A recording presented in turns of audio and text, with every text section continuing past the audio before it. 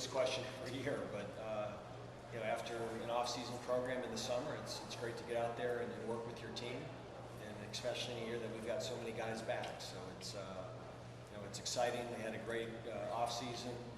Our strength levels have never been higher, and you even get more excited once the pads go on. What were you looking to accomplish today? I just think an up-tempo, start to establish good habits in terms of ball security. You don't want mistakes. You want guys to get aligned properly. You want the assignments to be correct. So it's align, sign, do your job, and those things usually carry over when the pads go on. What's the best part about first day of practice? It's just getting with your team again.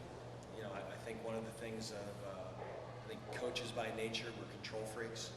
That we're responsible for every aspect of a player's life. We're responsible for how they do academically, their social life, how they perform as football players.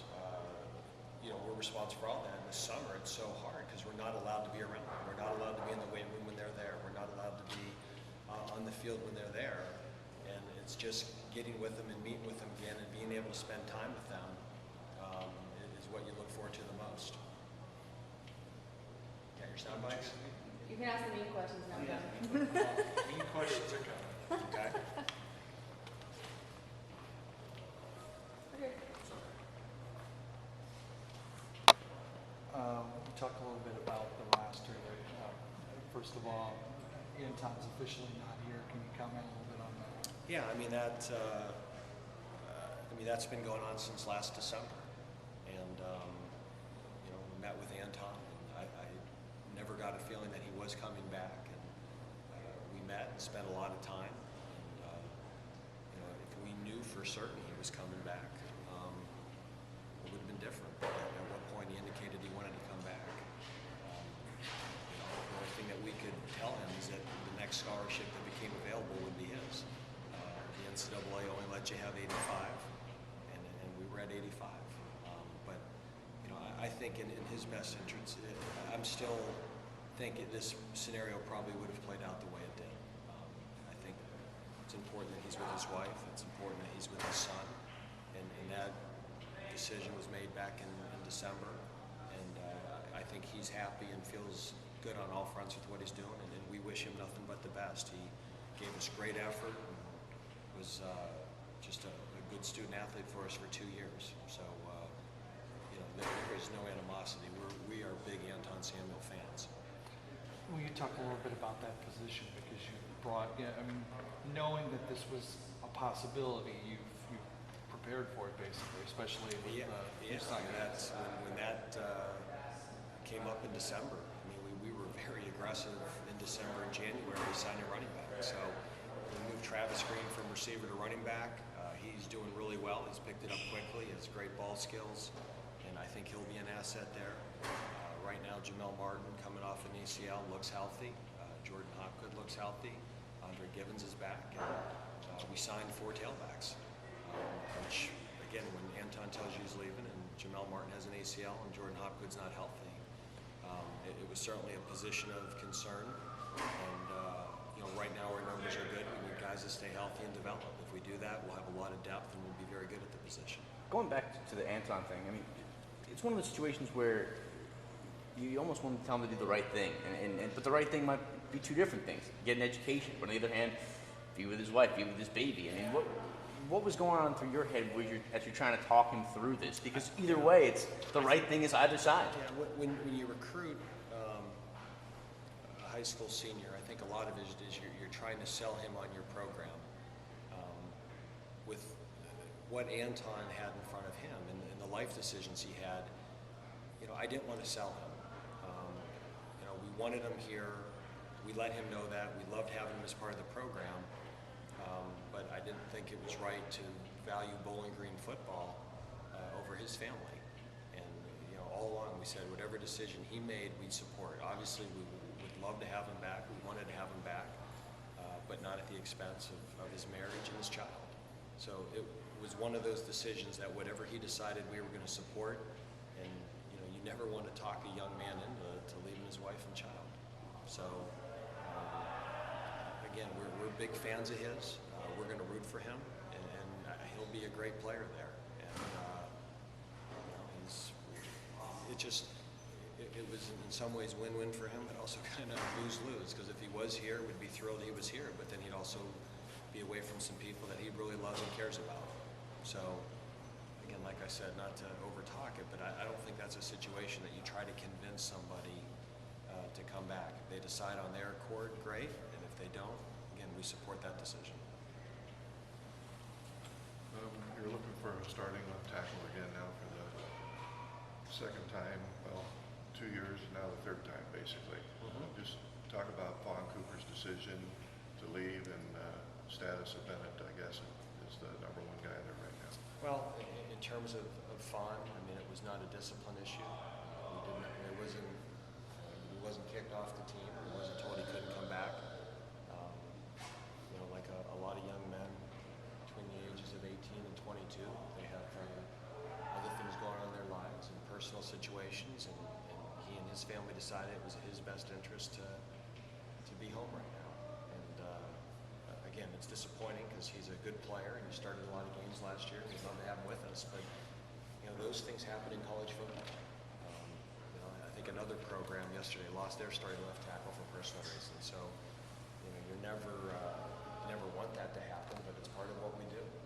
And so we really have 3 guys competing for the two tackle positions: Christian Piazza, Jacob Bennett, and Logan Deeds. And then we move Clay Rolfe in there too. And there's certainly the possibility of taking a guard and moving him to tackle. Dominic Llewellyn is capable of playing the position. So I think at this point, we're trying to find our 5 best. Certainly Jacob, Logan, and Christian Piazza are going to have, it's probably right now those 3 battling for the 2 spots. But again, we move Clay Rolfe there, and this is his 4th year, and he's close to 300 pounds, and he's never been stronger.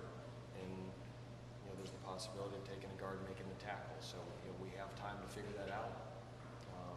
Again, with Fawn, it wasn't completely unexpected. We knew at the end of spring that this was a possibility, and the players were aware it was a possibility, so that those guys have been preparing for this opportunity now since the spring.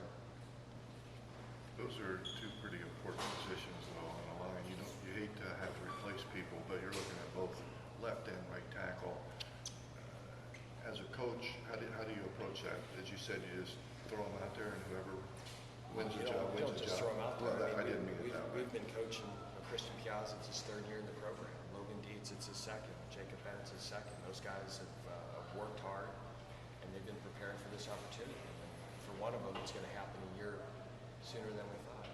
And on the O-line, you still got Chief back at center, Alex Huddle back at guard, Dominic Llewellyn back at guard. You have Alex Bear and Tyler Beck back at tight ends.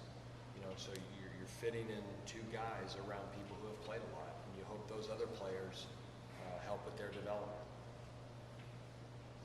We've been talking about guys that are missing, but this team has a lot of guys who are back. I mean, I would think that having the raw numbers that you have back, I hate to say that it helps you deal a little bit with the guys that are missing. Am I right? Well, yeah. I mean, every year in college football, you're going to replace starters, and usually it's for graduation reasons. So, even with those 2 guys not back, I think we still have 17 starters back. So there's still a lot more proven players back than not. So again, it's no different than if a player graduates. We really knew since the spring that this could happen with both of those players, and we've been preparing for it. And we've recruited other good players at the position, and now they get a chance to step up and play. So, I think in college football now you see more and more true freshmen playing. So, Anton Samuel had a great year for us as a true freshman. So we have now, a running back that's been in the program 5 years, a running back that's been in the program 3 years, another that's been in the program 3 years. You certainly feel better about them being able to come in and play than a true freshman, which Anton did 2 years ago. At this point, have you made decisions on gray shirts? Right now, yes. We're going to gray shirt, probably going to gray shirt one of the running backs. We have until really the end of camp or till the school starts, to make that decision final.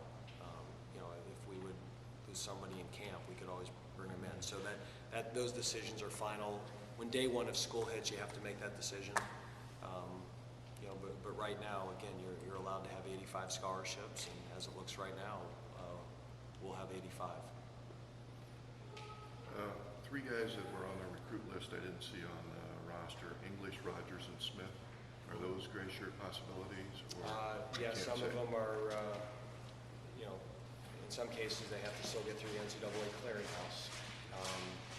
You know, if they do get through, they could be here. If they don't get through, you know, you can either have them here and be in school and not play, or maybe they have to go somewhere and get their eligibility before they come back.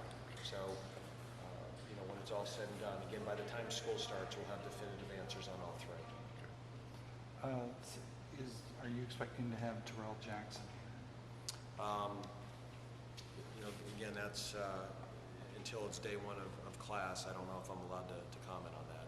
Okay. So- But he's not on the roster or on the field, anything like that at this point? Again, that we'll update you when you know when we're allowed. Got another long list of guys. Are all these guys walk-ons, if you can read my handwriting? Fields, Hayward? Well, Nolan Dieter Yeah, is a walk-on quarterback. Chris Fields is a kicker for us. Not in camp. Hayward's not Klingerman here. is a wide receiver. Pitts is a defensive back. Nate Traub from St. John's Jesuit is a defensive tackle. Robinson is a corner. Schnell is a wide receiver. Schweiderman's a defensive lineman. Zapp is an offensive lineman. Woods is a tailback. Root is a wide receiver. And all those are walk-ons. No scholarship players there yet. Right now, I mean, given the history of our program, Yes. I mean, I would not be surprised at all at some point in the near future some of these guys don't earn scholarships. Okay. But right now they're walk-ons. Okay. And you say Hayward's not here yet? Again, he's not in camp. Okay. That's what I've got. You had one more on your list. Did I? Yeah. I don't think so. I asked about Jackson.